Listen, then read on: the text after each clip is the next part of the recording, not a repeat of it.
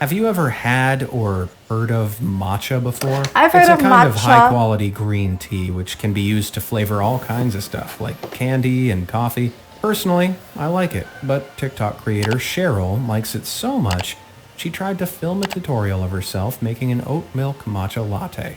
She What happened this time? She drank a lot of matcha, she was matcha overloaded, or what? combined the matcha powder with water in a mason jar and put it in the microwave. Did the mason jar break? Broke? Did the mason jar broke? When she went to whisk the mixture, this happened. Looks like she bottomed out. Now, while most mason jars are microwave safe, there are so many different types that it can be hard to know for sure. If there isn't a specific label on it that says it's safe for microwaving, don't do it. Yeah. Because the heated glass might expand too quickly, resulting in more serious cracks than Cheryl's. And while I might like me a matcha latte, it ain't worth picking up shattered glass for Naomi John, who placed hundreds of semi-permanent freckles on her Wow. face. Maybe it became a tattoo, like the ink that she used was a tattoo, like a henna tattoo or permanent tattoo. But we'll see. Final result looked a little, bolder than she expected.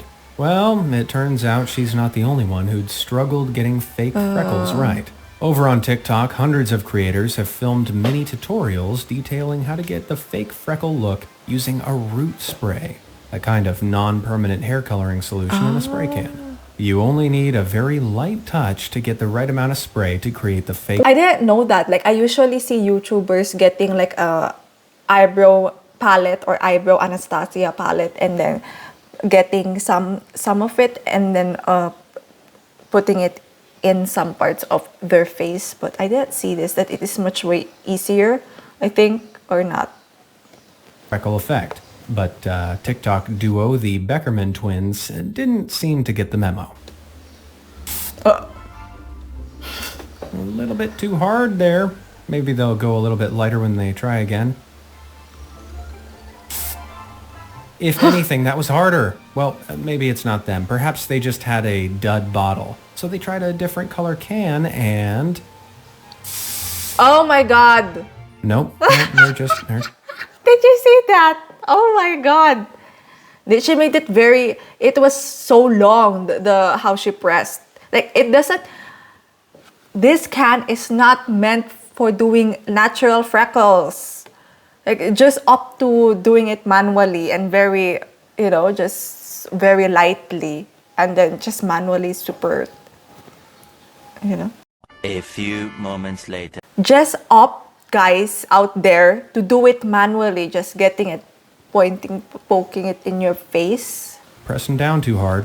But it'd take more than that to stop them from trying again. Oh.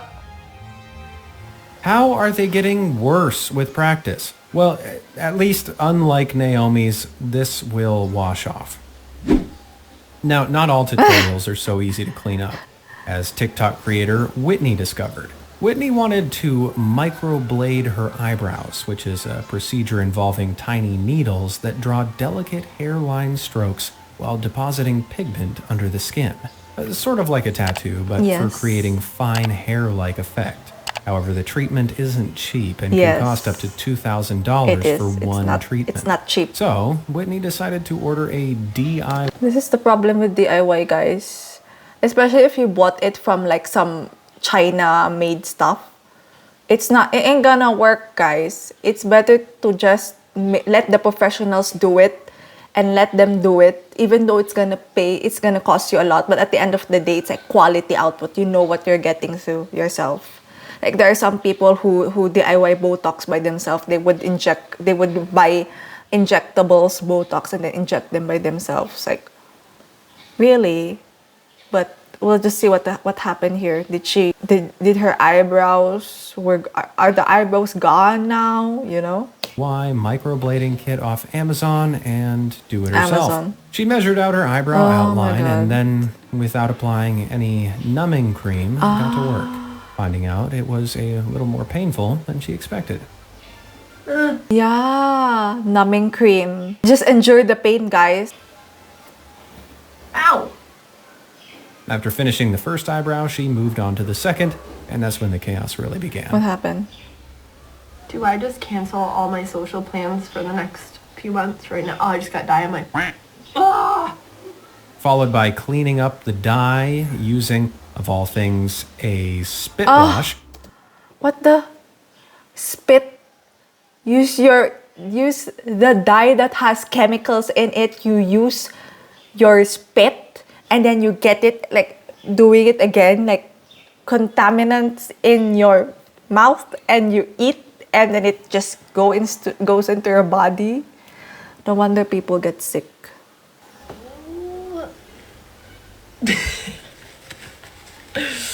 How to get this off? Can I just wipe it? And then, when everything was finally done, I mean, it looks good, right? It's alright. What happened? a hilarious realization. They're different shapes, aren't they? Yeah. Yeah, they are. It's a Well, little it bit. might not have been a great tutorial, but it was certainly a lesson in why you should pay a professional to do it for you. Because they In my know opinion, better. it's never too early to start preparing for Halloween. Costumes, candy, and plenty of fake blood. Ooh. But if you've left it too late, and there's no fake blood left in any of this, Paint. Maybe some people will do paint. don't worry. TikTok creator Caley Meeks has a tutorial on how to make fake blood with a few common household items. Lipstick, Household items. The DIY. Sometimes DIY is not good. I'm taking what I said back a while. I'm taking what I said back a while ago, guys. petroleum jelly, and eyeliner. Just heat I the mean, mixture up on the that's good. stove, melt it down, and in a few minutes you'll have a blood clot. Well, I'm not entirely sure what the vein of thinking was here.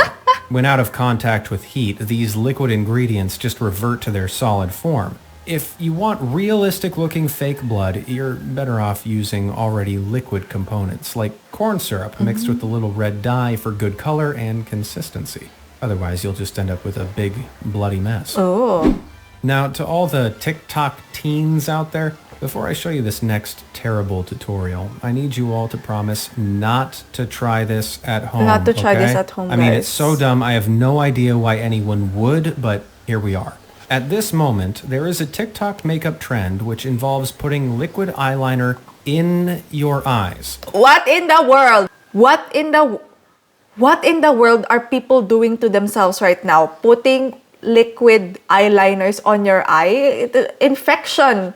Like, what if that would cause blindness? It's hard. If you're gonna be blind, it's gonna be more expensive.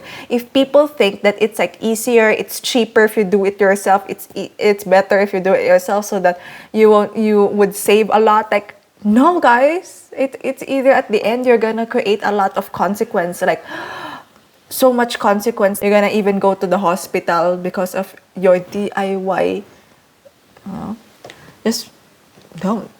So most liquid eyeliners are safe to use around your Yes. eyes, but it's definitely not safe What to happened? go shoving Let's liquids see. into your corneas for the sake of a video, which, hey, let's be honest, looks pretty dumb. And it doesn't just look painful, as TikTok creators have discovered, like Julia Valenti here.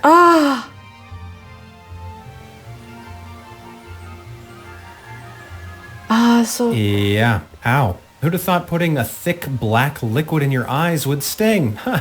And while most eyeliners have been tested extensively to ensure the formula is safe to use around the eye, they still contain thickening agents. These are waxes, natural gums, and sometimes clay, which help the formula adhere to the skin around the eye where it's meant to sit.